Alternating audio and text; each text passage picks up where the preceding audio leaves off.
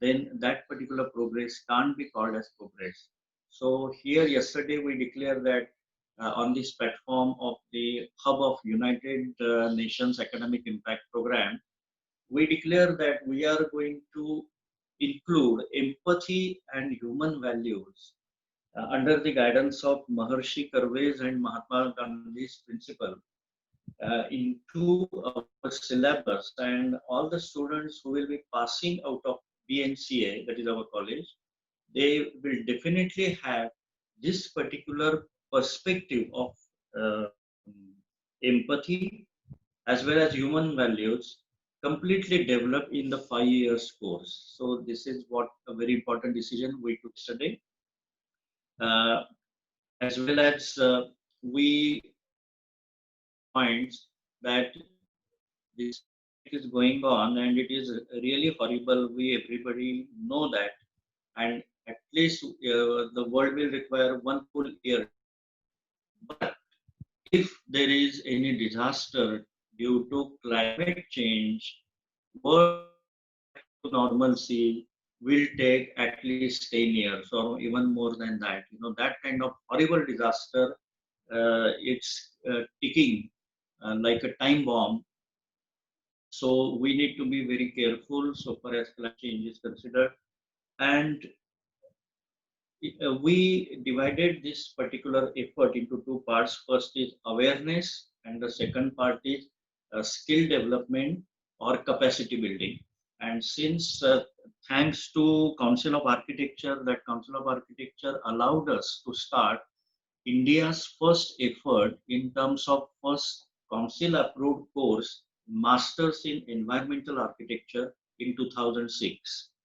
And there we have already started the capacity building of our students, and many uh, architects passed out from our college with this climate awareness, and they're doing excellent job like energy audit and impact assessment, so many other aspects of this climate change and climate awareness.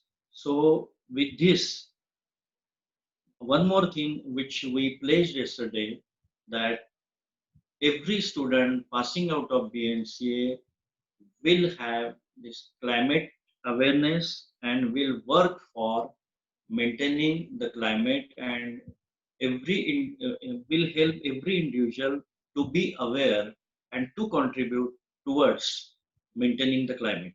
Thank you so much. So I once again welcome all the panelists, and I wish all the best, Mahesh, Asmita, and Shubhada for this webinar.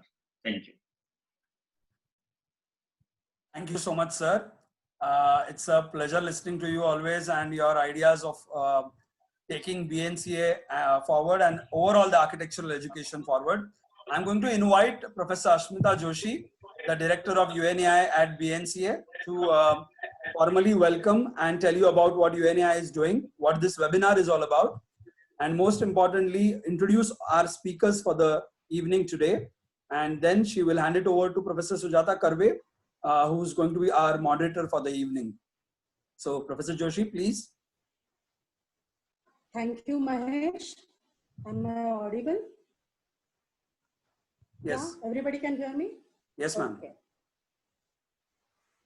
A warm welcome to all the esteemed dignitaries and students and professionals who have joined right now to attend this session.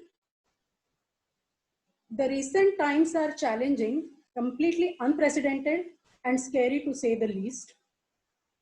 It is of utmost importance that we practice empathy or apathy and conquer fear over. It is indeed the need of the hour to be proactive to the best of our abilities and put our best foot forward. At this pivotal moment in history of completing 75 years, UN asks us three big questions that are: what kind of a future we want to create? Are we on track? And what are the action that is needed to bridge the gap? For the United Nations, UN 75 will be a year of listening and learning. UN organizations, country teams, and key stakeholders will have pivotal roles in taking three actions that are connecting people, amplifying their voices, and inspire actions.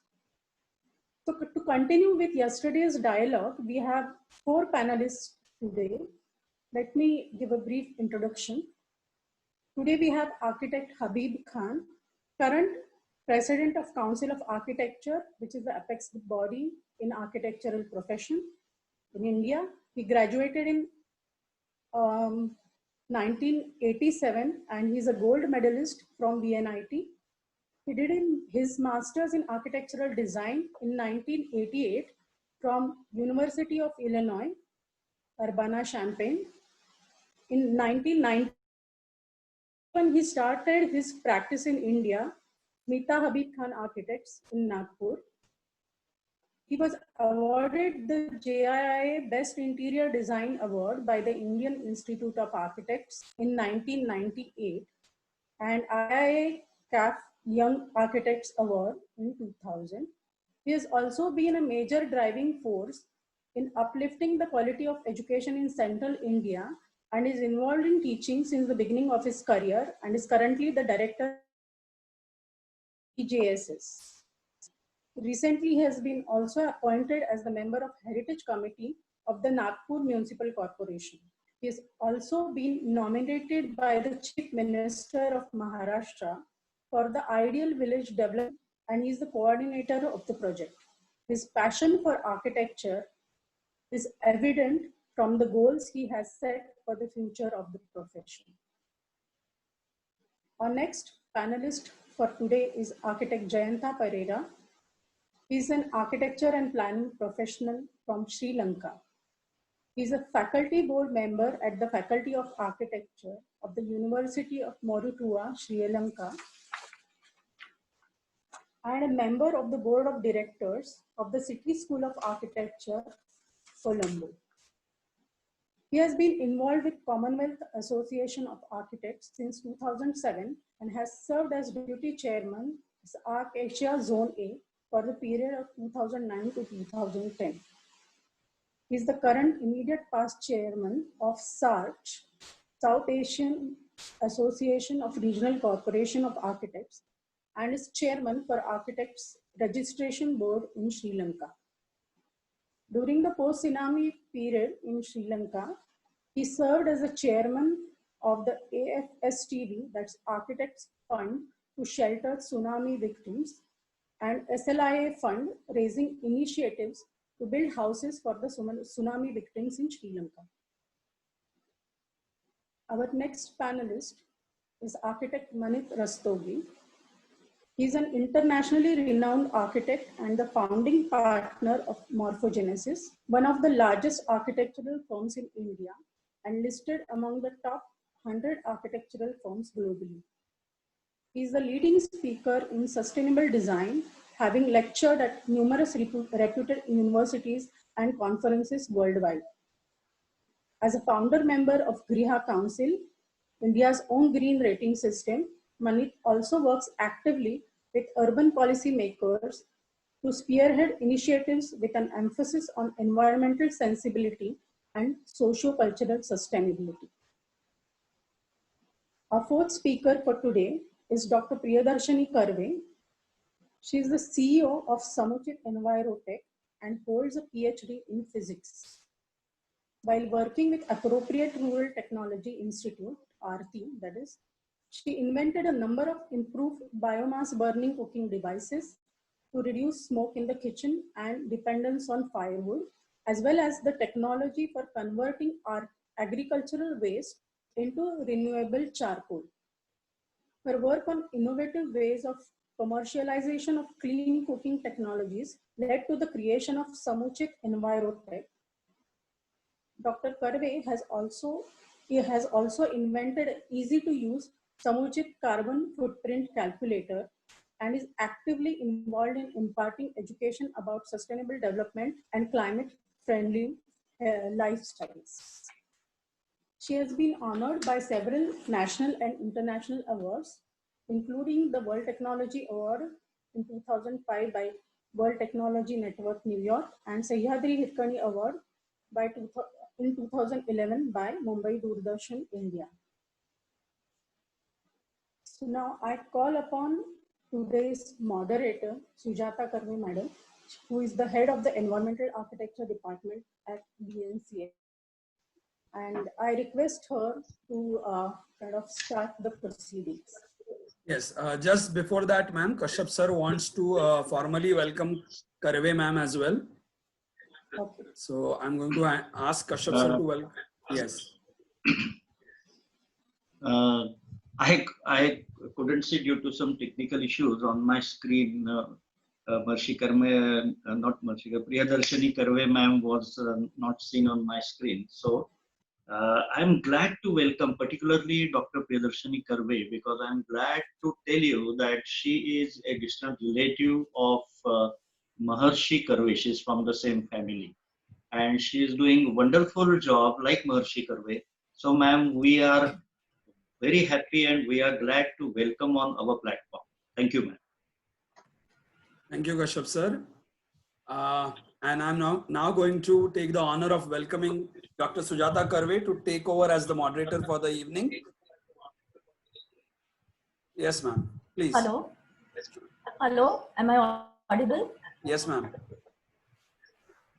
Thank you, Kashyap sir. Thank you, Professor Asmita. And I once again welcome you all to this session today. Climate change to climate crisis is what the world is staring at today. And the current pandemic has brought it more to the fore. There are challenges to be faced. And on this background, I would like to ask Architect Jayant Pereira sir, what are these challenges and what actions should the world be taking to deal with the climate crisis, especially with this advent of the COVID-19?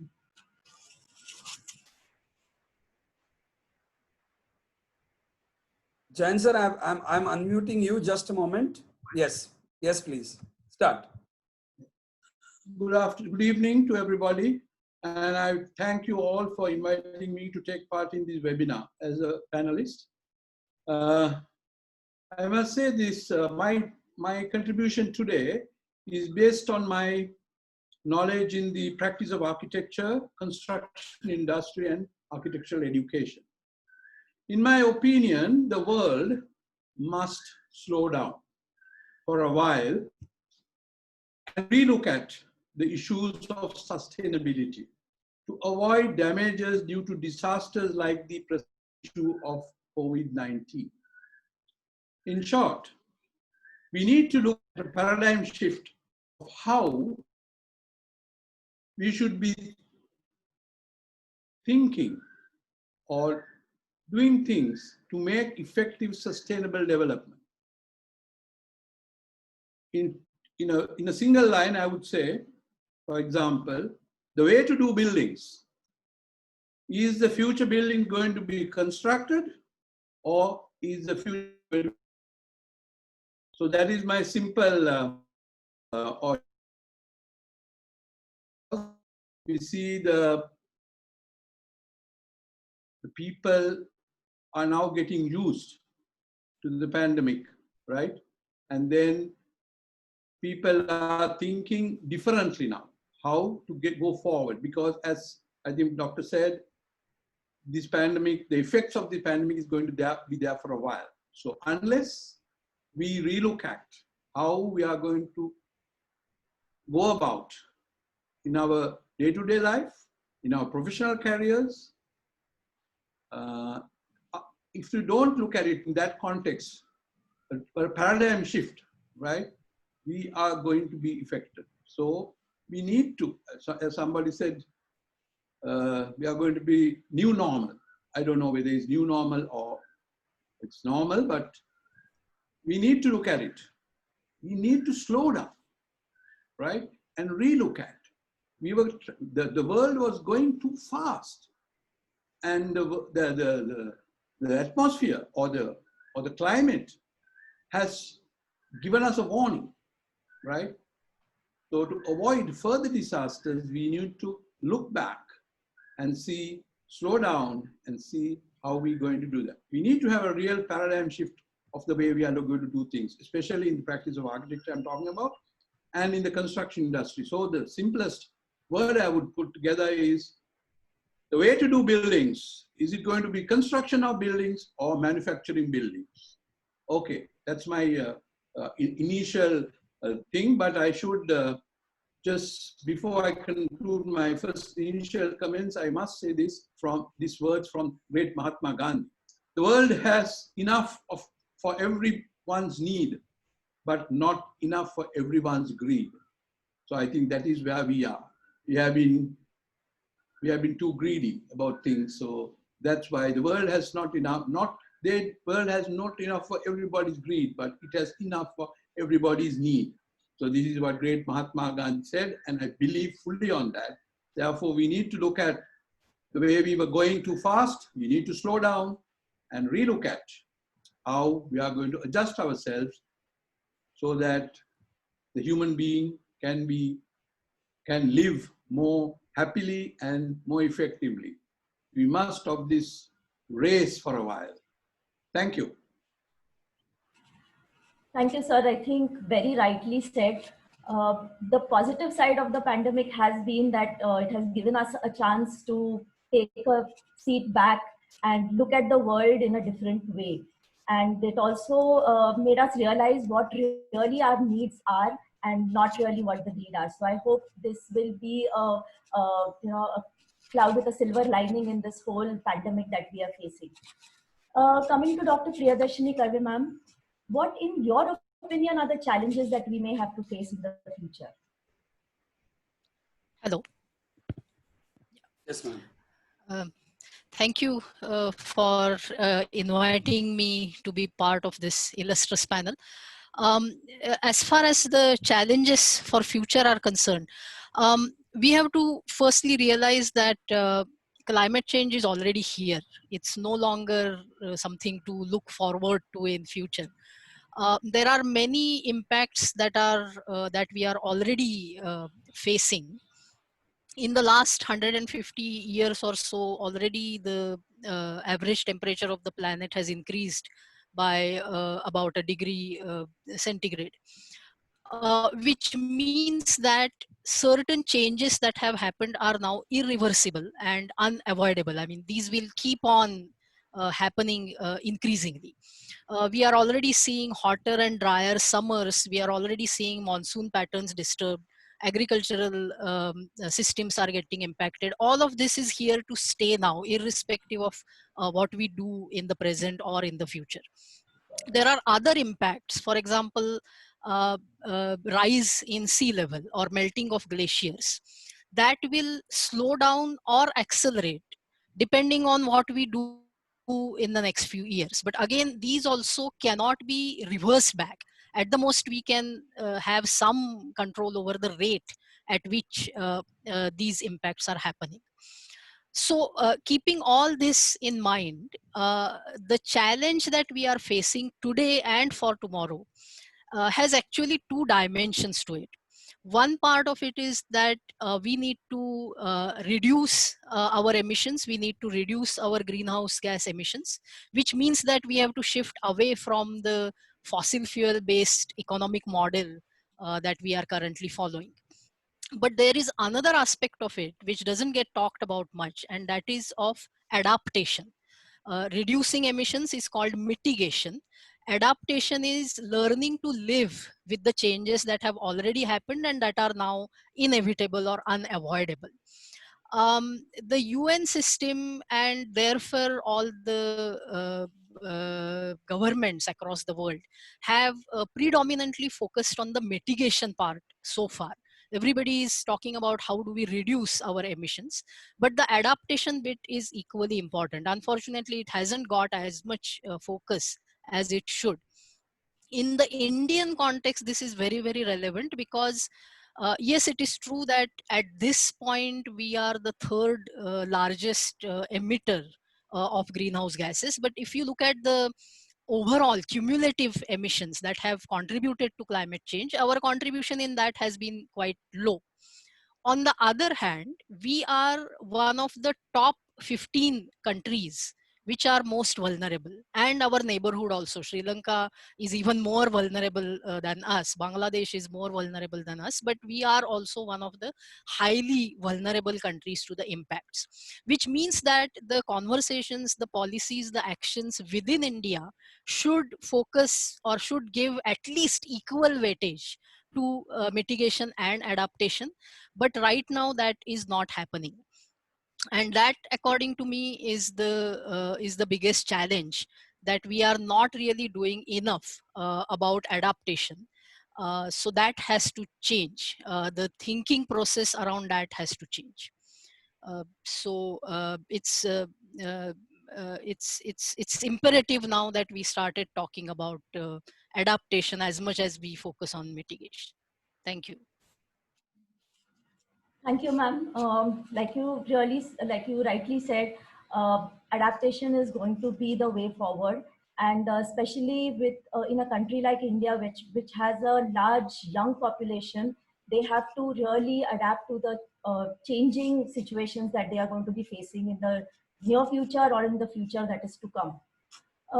Yesterday, architect Widodo had mentioned in his dialogue that it is the youth actually who can really play a big role in this whole process and take leadership. So my next question is for architect Habib Khan, sir. Sir, in what ways can the next generation be empowered to address the climate crisis? What do you think are the obstacles that might come in the way, and what could be the way ahead? Yeah, thank you for inviting me to the panel. Although I've been invited as a president of the council, but not necessarily the opinion that I express is of the council. I agree with Mr. Pereira and Madam Karve, whatever they have said, and I think we are all on the same page. But I think we need to look at this issue holistically. I have earlier said in one of the webinars that this pandemic has not broken the world, but it has shown to us a broken world, and that became quite viral, and a lot of issues happened on it. But actually, let us understand, we are living in a broken world, a very frugal world. If 60 days of lockdown can cripple the entire world's economy and disrupt the systems that we all are clinging to and all we are living on to, it means it needs a serious rethought. Our lives are almost spent, but the generation that is going to come needs to think about this, and we have to show them we are the guiding lights to them. I also believe that whoever does this crime, like Karve Madam was just saying, we are the lowest emitter or the highest, vulnerable. It doesn't matter. Whoever does this, the entire world suffers. And I think, like everyone is saying, we are on the brink of, a disaster which we have probably saved the world from. And it has also been the positive side that we have been thinking about how it should be done. But I very strongly feel that as long as we have an economic system which is based and dependent on growth, I'm looking at it holistically, not from an architectural point of view, but the entire way we are living our lives and the way we are governing our countries, cities, and our lives. As long as this system is based and dependent on growth pattern of growth, and is worried about figures, GDPs, and so many other figures, and nothing is going to, happen to us, and we are going to perish. The entire world is going to perish. 60 days of lockdown has shown us, has given the opportunity for the environment to heal itself, for other species other than human beings to come back and reclaim their territory. The human greed that we all have been clinging to and have been espousing has been really, a thought-provoking thing for all of us. That how much greed. I mean, like Gandhiji just said, Pereira Saab ne bataya. I mean, he just said, like, how true that statement is. We need to think about it. We need to have this is my suggestion for the generations to come. And for us who are in control of whatever little territories that we control economically, politically, culturally, whatever, that we need to have a planned yet adaptive, sustainable, and equitable future, which is not dependent on greed, but it is dependent on need. And unless we do that, and unless we step aside this rat race that we all are in, nothing will happen. And no, we will go back after the pandemic to the way we were living, and we will have another pandemic and pandemic and pandemic and then disasters. And I'm not being negative, but this is what this has shown us. This has, just a warning that the world has got. And if you see the current crisis, most vulnerable have been the people who are downtrodden, who are economically poor. And I'm sure countries also which are not as good in healthcare and other such facilities will suffer. And we should take this as an opportunity, as a potential to think and to really, really think. And the time has come that we evolve a newer economic model, a newer way of living, which is based on the fundamental principle of not only need, but happiness. Happiness among societies, happiness amongst us, happiness amongst countries. This is a very important aspect which we have in this rat race totally forgotten. And I believe this is the biggest obstacle which is going to be faced by the younger generation, by the next generation to come, and for us as well. Because the happiness quotient has to come back in our society, in our cultures, in our countries. And that is a very important component. I don't know, I'm talking, probably I'm talking philosophically or conceptually, but we need to really, really think on this. And if we are able to develop societies based on values, solidarity, equity, and more democratic values, and I think the level of enjoyment of life will be back with this happiness quotient. And this is what the younger generation should think of. Thank you, sir. I think that was very, very important. We are really missing this happiness quotient in our lives. And coming back, I think this lockdown has in some way tried to give us a bit of that back. And we are trying to be happy in whatever we have. As you also said, that irrespective of who are creating the disasters, everybody is suffering because of that. But to a certain extent, as architects, we are definitely responsible for some of the things. So, continuing with this thought, I would like to get Architect Maneet Rastogi's views on what he thinks would be the ways the next generation of built environment professionals do, and how would they be empowered to address this issue?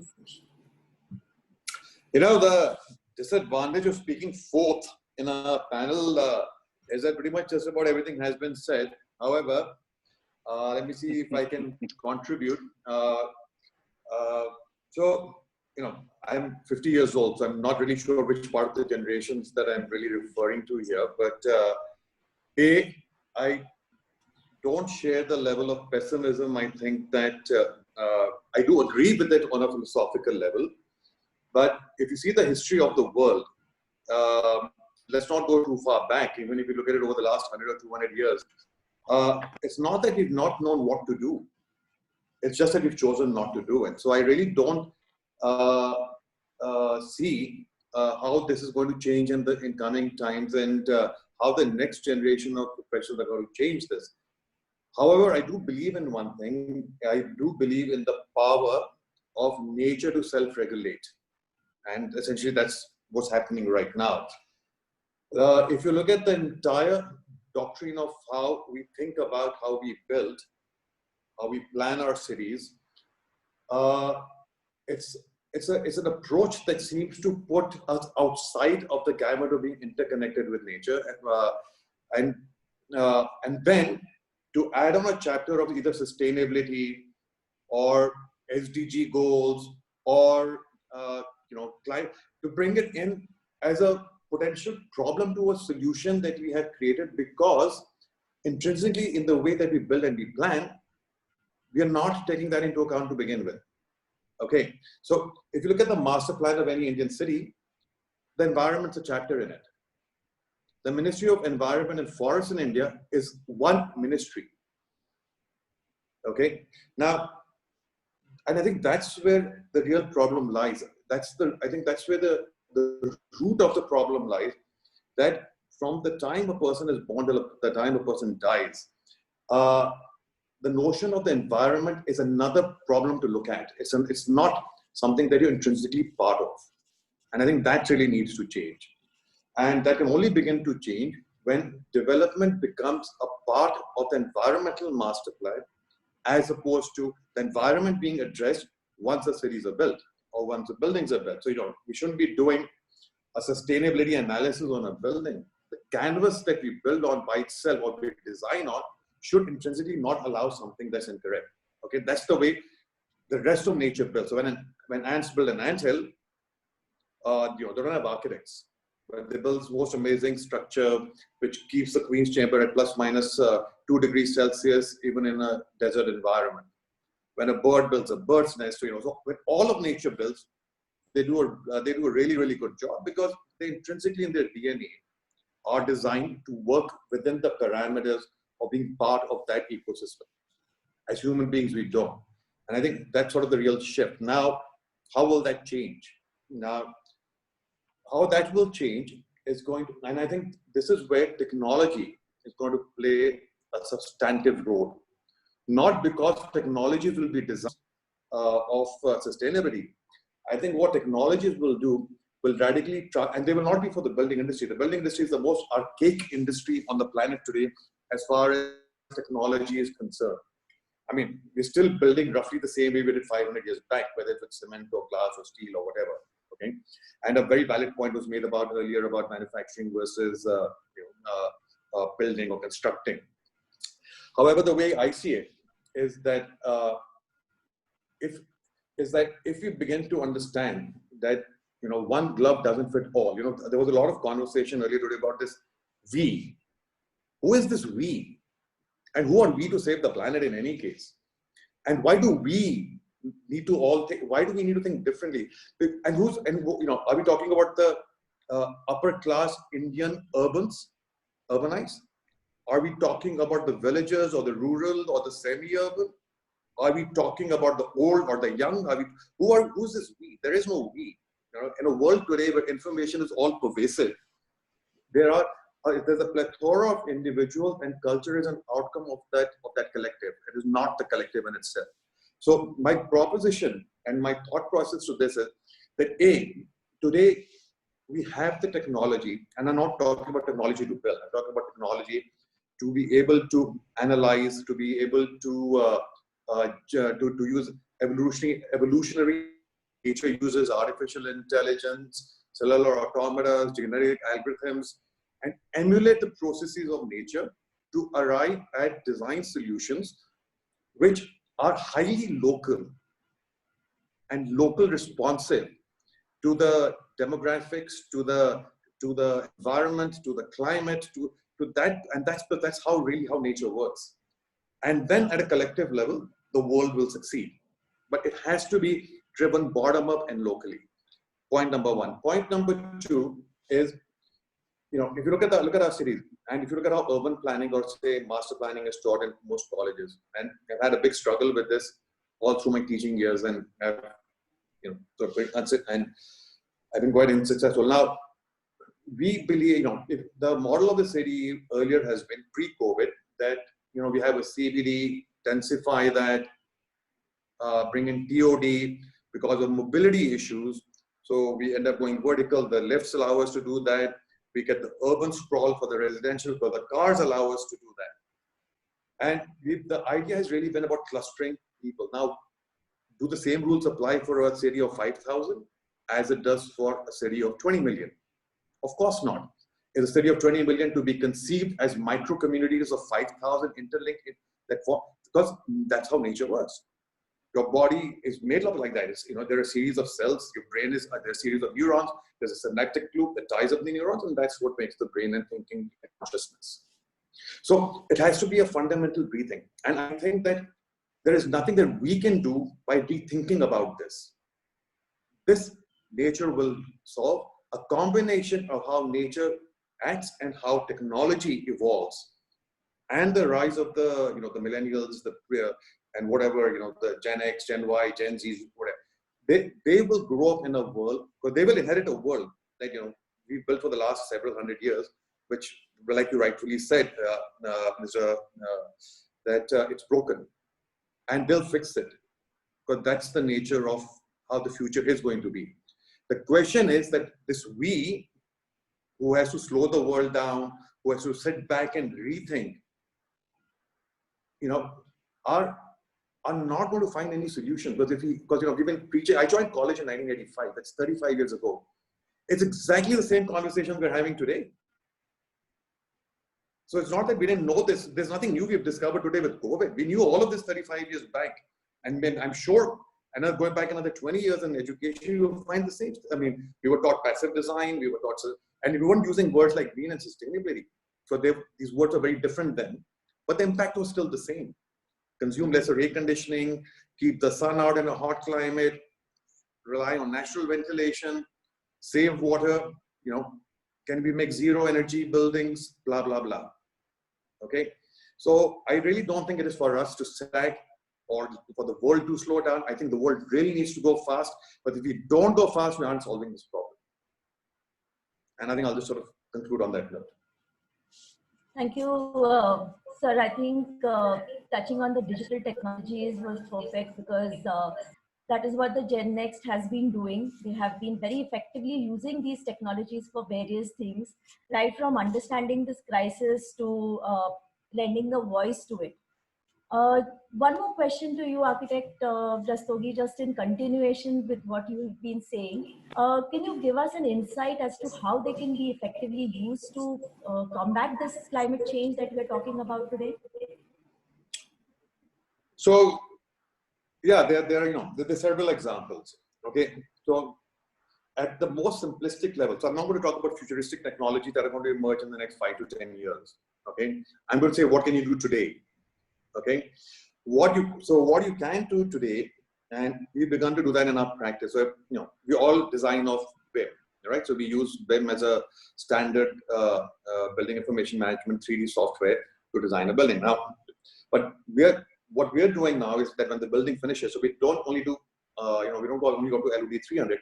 We take it all the way, and then we turn that building into a digital twin. What does that mean? That all the operating data from the building is fed into the same BIM model that we designed it off. So all the metrics that we thought that the building should achieve are being fed into the digital twin. And this digital twin, now we're doing, say, a building in Hyderabad, a building in Calcutta, a building in Delhi, a building in Sri Lanka, wherever. Then they talk to each other. Okay. Simple algorithms allow for successes and failures to be shared amongst them. The power of collective wisdom. So we don't have to wait that if something succeeded in one place, we did something in passive design that did really well here, but we did something else that didn't turn out that we thought it to be. The transference of that information, that knowledge and that wisdom is instant. And its implementation is instant. So you get a ripple effect. So creating digital twins of physical buildings operating in the digital world will allow, you can do a 50-year what-if scenario without having to wait for the physical building to deliver its performance over 50 years.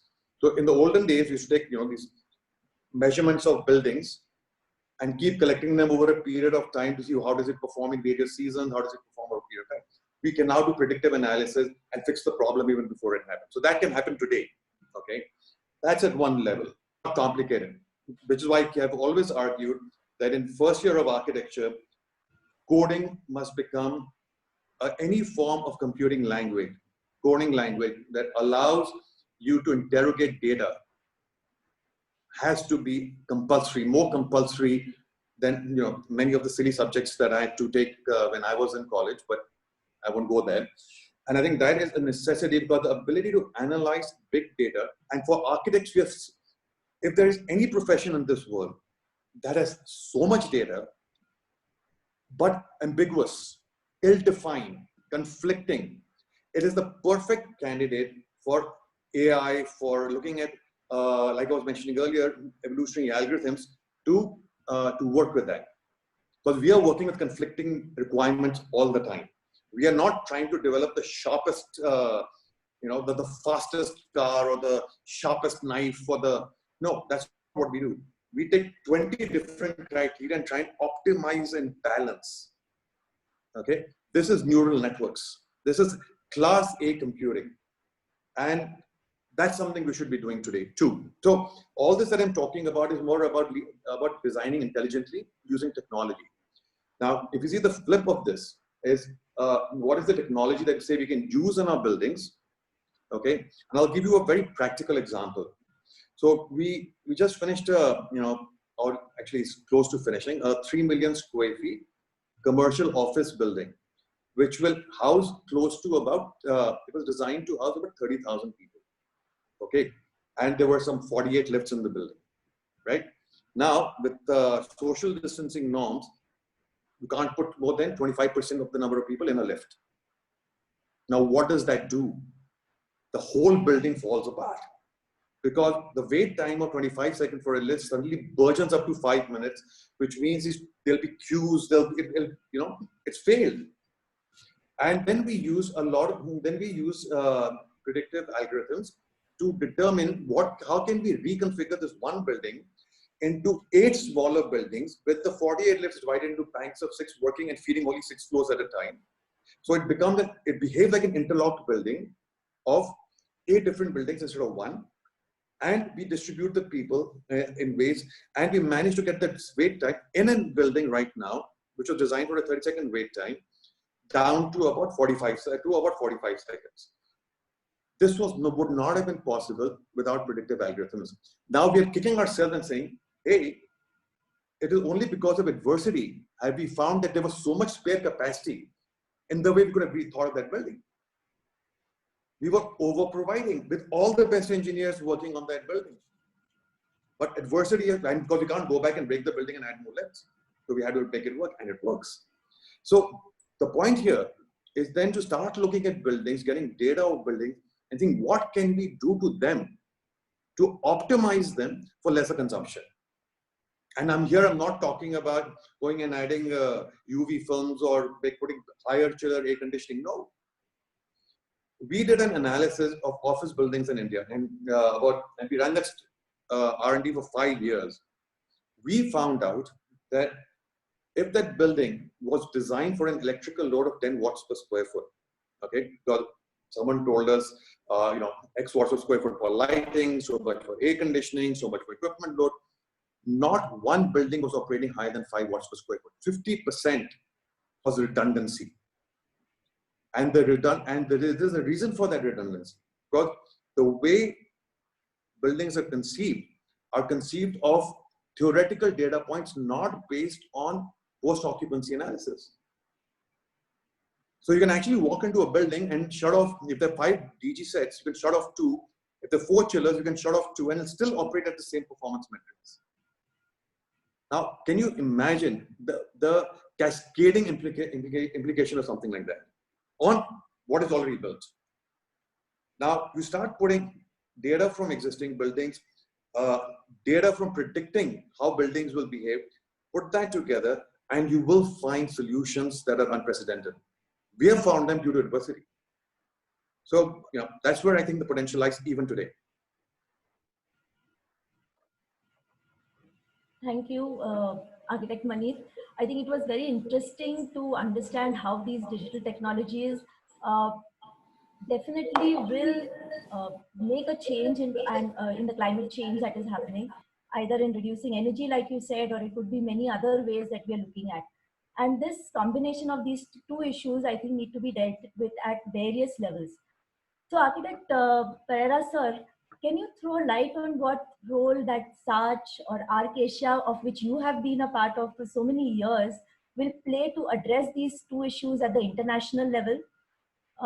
What kind of cooperation is expected at the international level, and what is your vision for the next 25 years? just before I go to that international cooperation, I would like to take up from where Mr. Manik stopped. I think he had a lot of valid points with regard to digital education and so on and so forth. So digital technology must be used to save energy. Say, it's a simple example, right? Conducting an online lecture than a physical lecture. Imagine how much of energy that you save by using a e-learning process than having a physical lecture.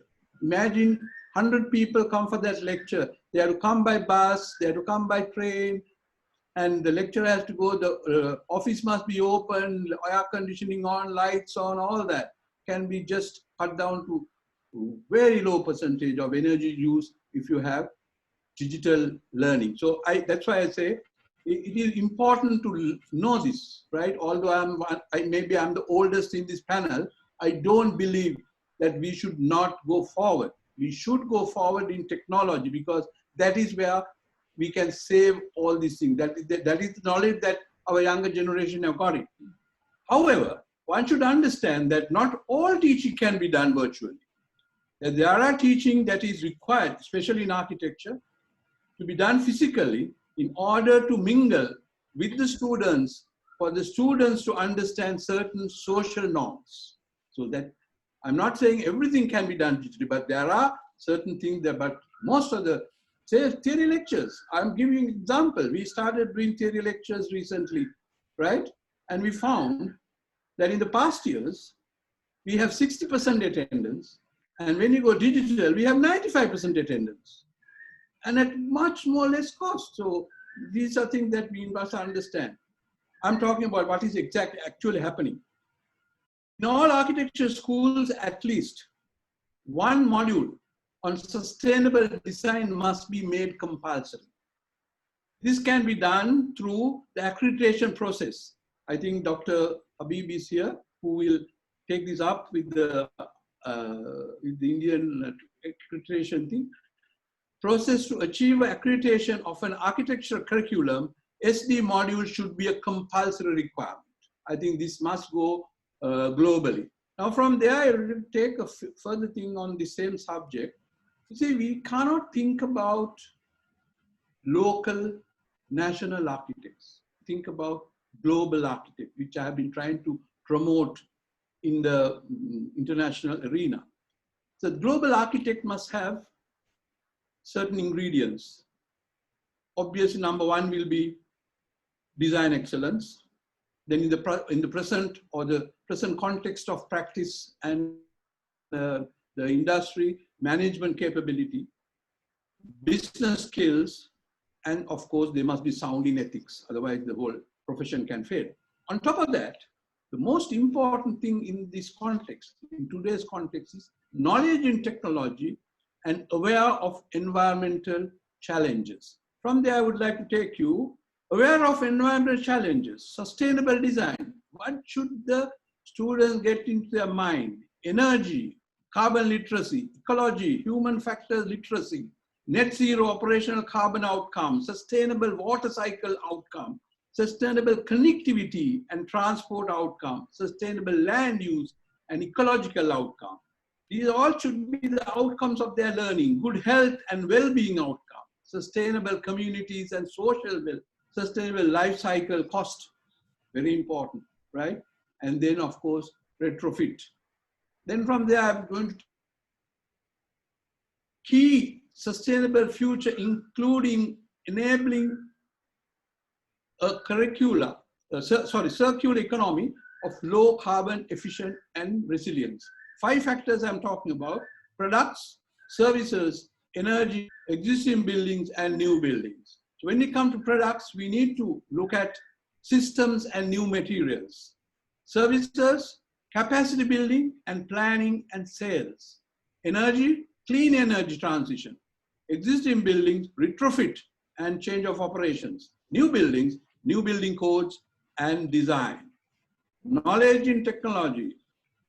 I think unless an increased diversity of acknowledged design criteria is allowed to flourish, in architectural journalism and academia, architects will continue to be marginalized as just designers, creators, artists, and so forth.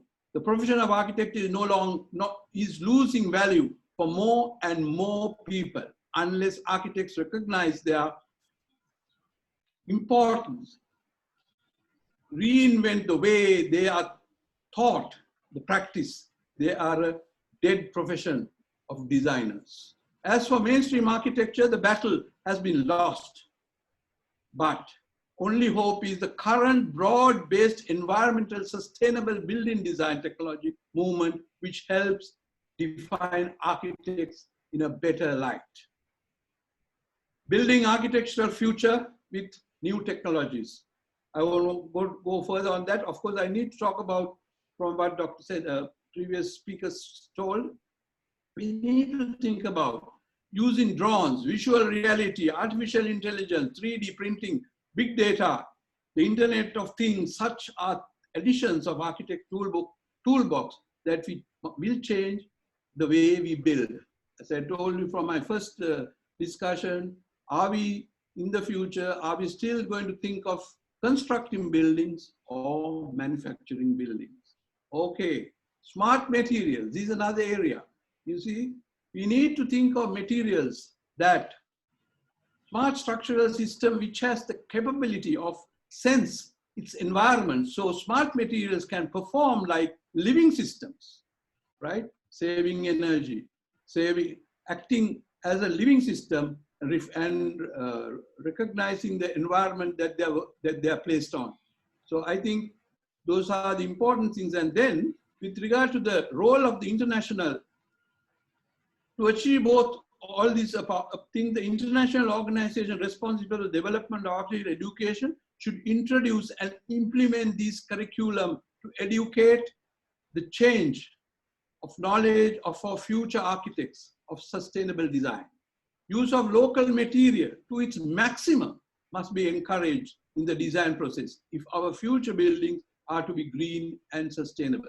Governments through the professional institutes and affiliated educational bodies must facilitate to achieve the above goal, because without the government or state support, not many things can go too far, right? So the governments must, through the UN, through the influence of the UN into the governments, can facilitate these things so that the future architects that we are producing will produce good, green and sustainable buildings. I think I'll stop at that for the time being. Thank you, Pereira sir. Like you've said that architects need to think about all these things, and education is one way where we can really teach them all these things and inculcate the habit of thinking about it in their day-to-day lives. I'd like to ask Dr. Karve ma'am, that you've been into education for a long time and also been a part of capacity building of the younger generation too.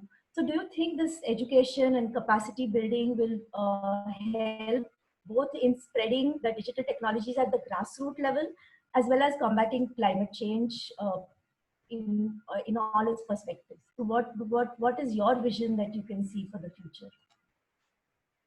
Yeah, thank you.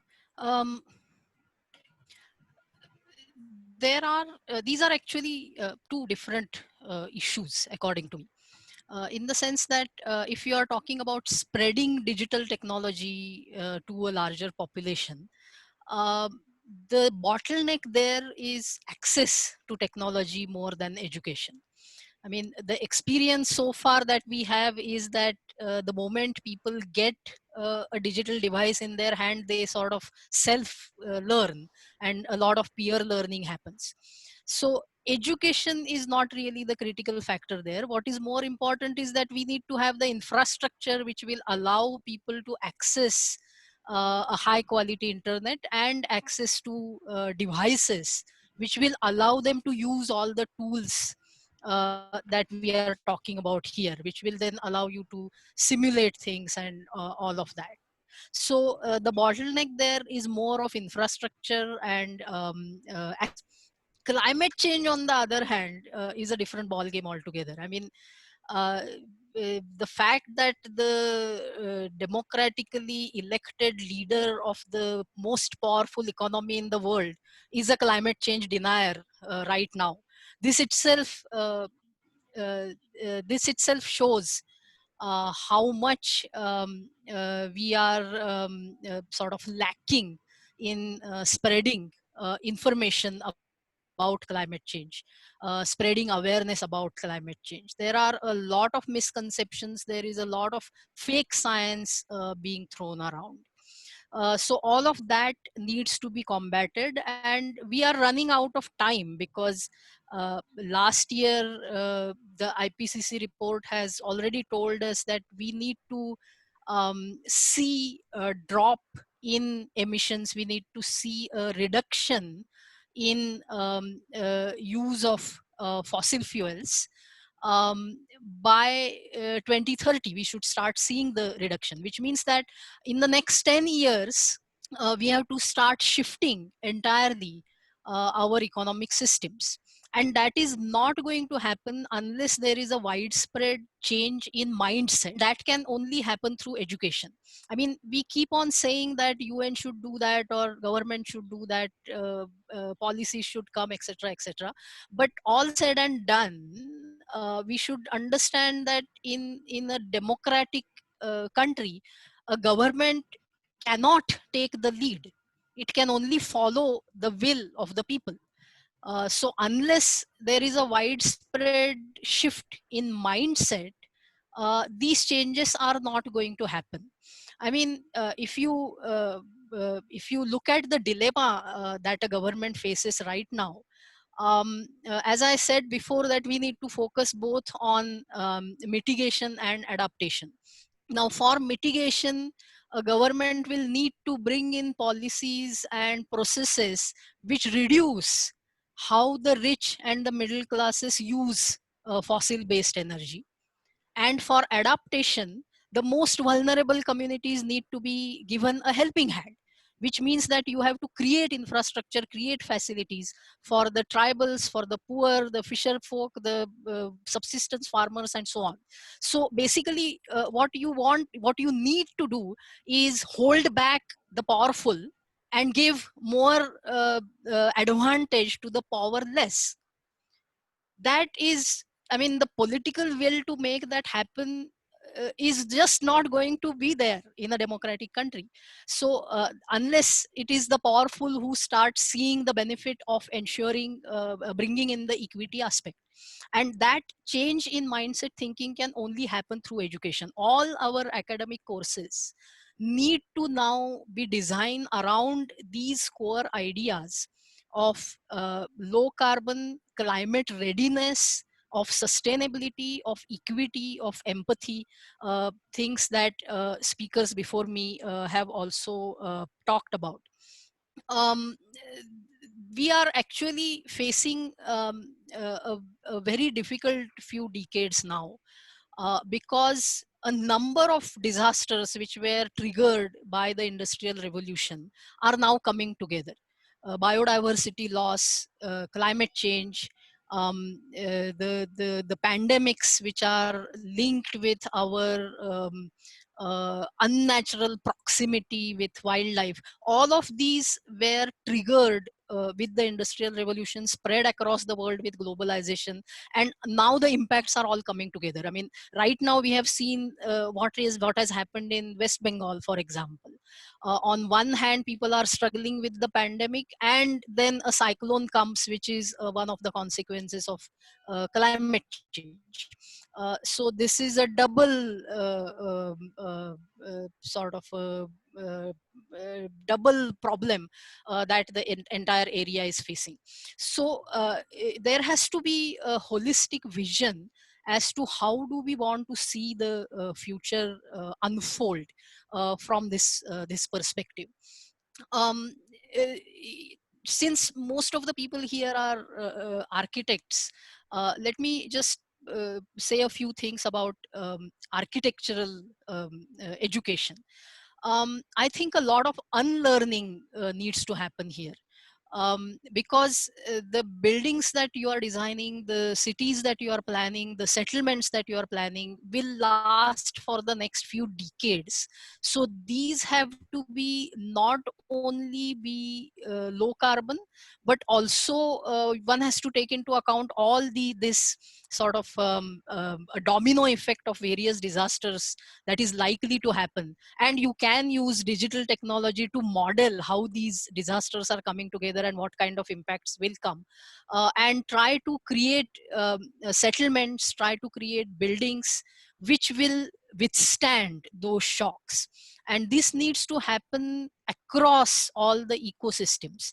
And that's the difficult point here, because how to create a low carbon or low energy consuming building is relatively universal, but how to create a climate ready building or a climate ready city depends largely on the ecosystem and also on the population group that is being targeted. So as architect Rastogi was saying earlier, localized solutions will definitely play an important role, but then the education has to include giving students the ability to think local and come up with localized solutions. Otherwise, our education is very prescriptive right now, that this is a checklist, and if you achieve these things, then you are done. But that is not going to work for the future, and that is a fundamental aspect which needs to change in education, not just in architecture, but across the board. One point I do want to make about this digital technology, sometimes I feel that, are we getting too much enamored, too much sort of attracted by the fanciness of the digital technology and getting lost in that, rather than realizing that the focus has to be humans and use whatever technology that works to make the life of humans easier. Some of it would be analog, some of it would be digital. I teach an interdisciplinary course in a liberal arts institute, and I show the Charlie Chaplin movie Modern Times. I encourage everybody to see that. What happens when people get too enamored with technology and forget about the humans who are supposed to be served by that technology. So I think that angle also has to be kept in mind while going full throttle for making use of whatever technological tools that are available. The human has to be at the center of the transformation that we are seeking. Thank you. Thank you, Karvi ma'am. I think it was very insightful, and a different perspective from a non-architect is really useful sometimes. Sir, Habib Khan sir, we are ending this session with a question to you. Taking on this part of education that Karvi ma'am was talking about, and in fact, all our earlier speakers were also talking about. The question is that what do you expect as the president of a premier body of architects? What do you expect from architectural institutes like us across the country to do actually to successfully deal with these two issues, digital technologies as well as climate change? So we have been unfortunately a human race who lives in paradox.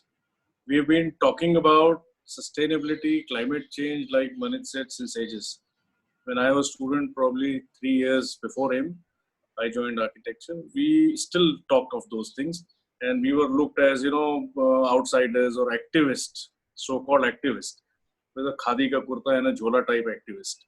But we have changed that phase now. But the idea is we only talk of it and we do not implement what we talk of. We have been teaching sustainability. We have been teaching environmental consciousness and so many other subjects. It's a part of the curriculum as well.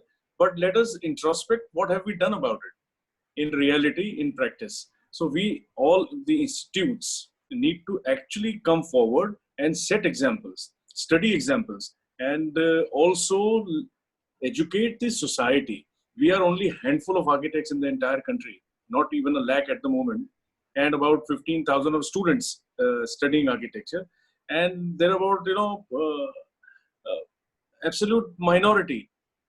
This aspect of sustainability, climate change will be effective only when we will get out of these circles and the cocoons of architectural education, architects, and the so-called balloon that we have made around us, and we go out to the society and tell them what Manit is laughing at. But I mean, we tell the society actually what is sustainability, what is to be done. Let us give live examples. Let us set ourselves as live examples and then tell the society this is what is to be done. So I expect all institutes to do this. I also expect that, I mean, there has to be a balance, and there has to be a certain, via media where you, like Pereira Sahab just said, that there has to be, teaching which is online and teaching which is face-to-face and physical teaching. Let us arrive at a amicable limit in our institutes where we are able to use digital technology and where we are also able to use our personal rapport, the apprenticeship kind of system. And you utilize your resources, the available infrastructure for starting new courses, or taking some other causes, and you use the infrastructure, because the infrastructure will also get redundant when you start doing this work from home. I'm also not sure how the architectural practice will be 20 years from now, 25 years from now, and whether we really need those millions of square feet that we're building, and what would be the optimum level of built mass that we need for the future kind of lives that we all win. Pandemics have come and gone.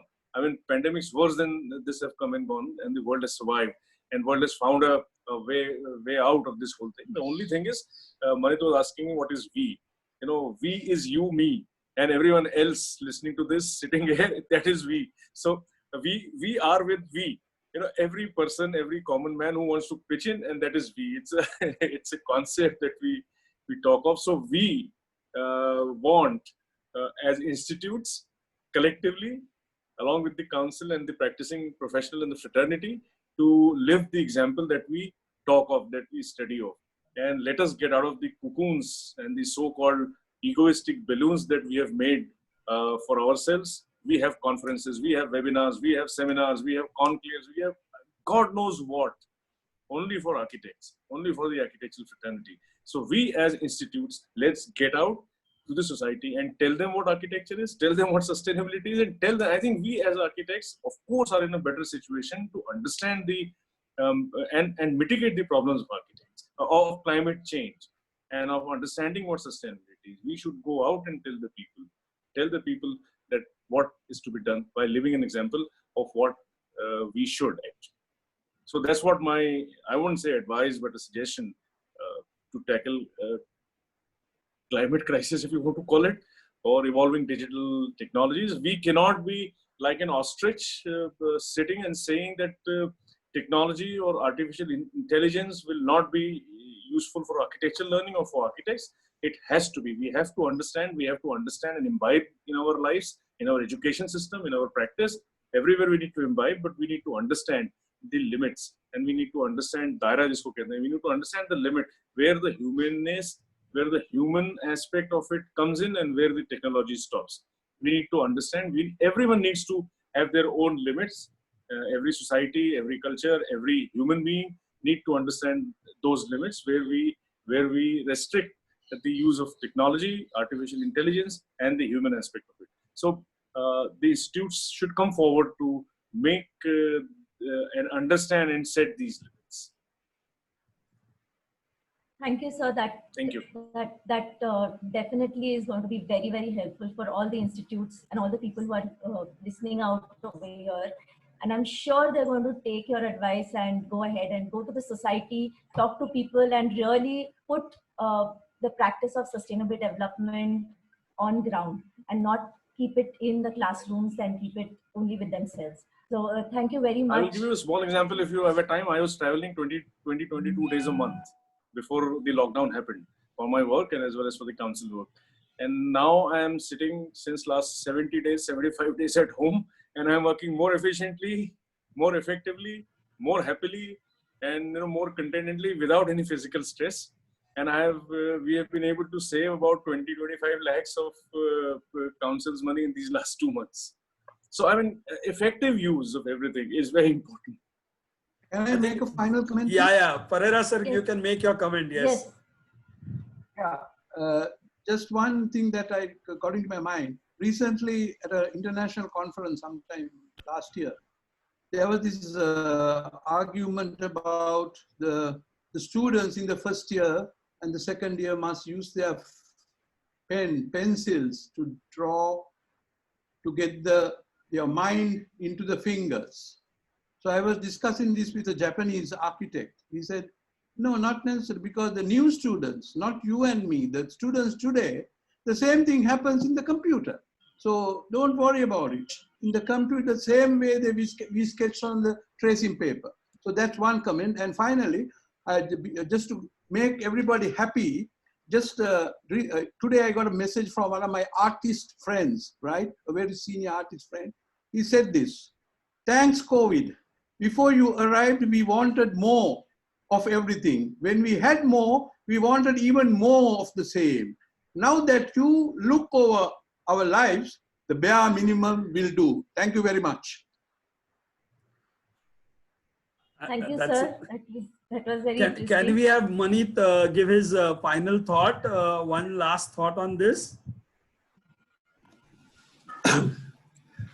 Sorry, last thought on what? On this whole discussion, summing up this whole discussion. Okay, so, I've also been teaching on and off for the last, 25, 30 years. And I was also the director at Sushant School for 3 years. And now I completely agree with Mr. Habib that, I'm going to try and say this in a diplomatic way and not get shot for it. But that is also the very nature of our community. Architects tend to be a lot more of armchair philosophers rather than the true practitioners, And you're absolutely correct. They do go out and they talk a lot, but they only talk to each other. And, like Abozi said, I don't want to talk architecture. It makes me nauseous. But it does make me nauseous. The people, architectural metrics. This is not about sustainability. I can keep saying this to everyone. Indian architecture, Indian architects in their own very bloody DNA are sustainable. It is in our blood. We have grown up through a process of scarcity. We understand it. We know it. Okay. That is not what needs to be taught. The fundamental issue at hand is not that. The fundamental issue at hand is that we've made our profession so obtuse and so unavailable to the common person. And we have stopped considering the impact. And I use this word impact, but it's used a lot, in the UN, it's used a lot everywhere. So when you design a building, rather than measuring the square footage of the building, start measuring the number of people that are using that building and what is the impact on that. Okay. And start engaging with the world at large, whether it is with economics, whether it's with engineering, whether it is with, we spend most of our time trying to fight the engineers. We just lost a case in court on the fact that anyone can design a building, but you don't need to be an architect. All we are protecting today is the title of architect, not the service of architecture. And that right has gone away simply because we've not been, and you're absolutely correct, Mr. Ravi, it is not a legal issue, it is an issue of the fact that we have not been able to establish our place in society as integral members of society. We want to be an artist, yet our greedy needs are that of a common man. So, in the garb of being an artist, you're essentially no different from any other professional on the planet. So for Christ's sake, get rid of that facade and start engaging. And this goes for our institutes as well. And I completely agree. We have to, we have to become interdisciplinary. How can architecture be taught only in an architecture school? In my practice, I work with close to, on any one single project, 8 to 10 different consultants, 20 vendors, multiple contractors with the sanctioning agencies. We have to work with finance people, because money is not coming from patrons trying to build Taj Mahal. It's coming from a series of complex rules of private equity, debt funding, and to the point that we've started saying form follows finance. So unless you understand finance, how will you make a good building? So it is time that our architecture schools became part of a liberal institute with science, art, economics. So everything comes together, and we start looking at the future professions not as specialists but as generalists. Like we use the term in our practice that we want everyone to be a jack of all but a master of one. But until you're a jack of all, you can't be a master of one. And that's the note I would like to close on. Thank you so much. I'd like to invite our principal, Dr. Anurag Kashyap, to say some final words and talk about this. Final words, most important word is, we really enjoyed watching all these stalwarts and interacting with all of us. It was a great opportunity for our students and for our colleagues.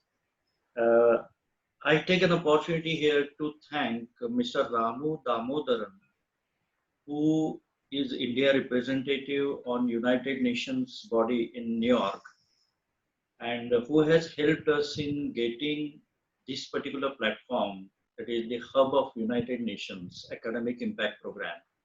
And we could complete many projects of United Nations under local material, local people, and local technology sustainability concept in Tanzania, Zambia, Kenya, Jamaica, Slovenia, Serbia, and Budapest currently going on. So many projects we could get.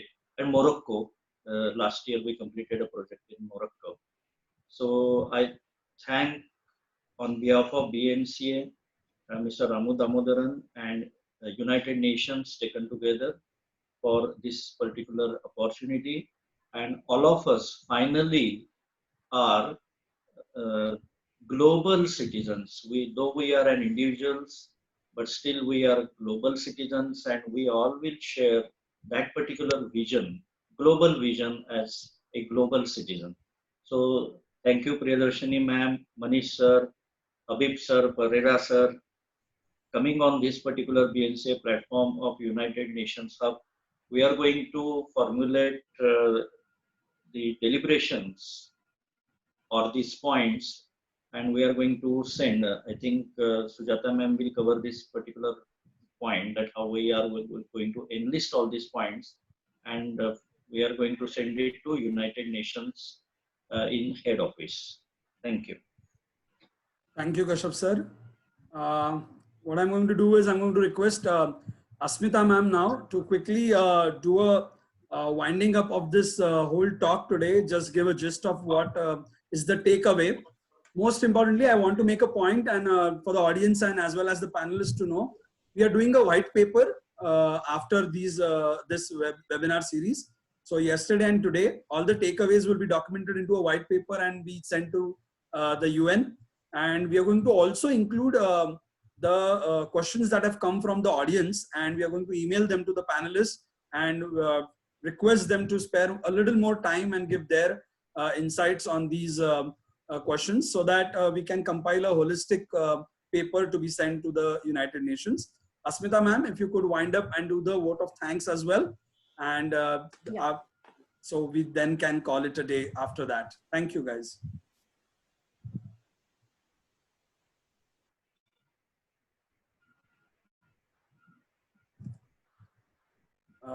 There's some connection issue at that end. Yeah, until I get her back on the audio.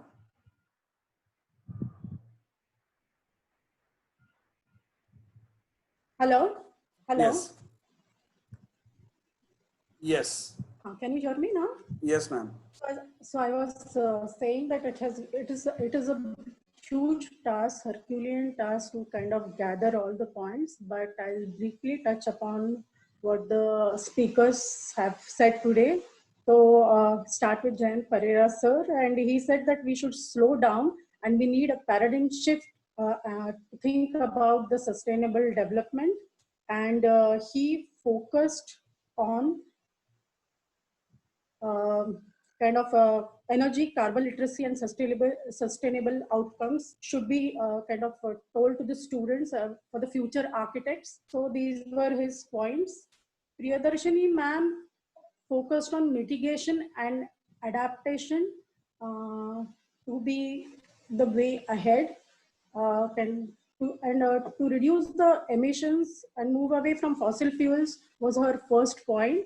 And for grassroots level, she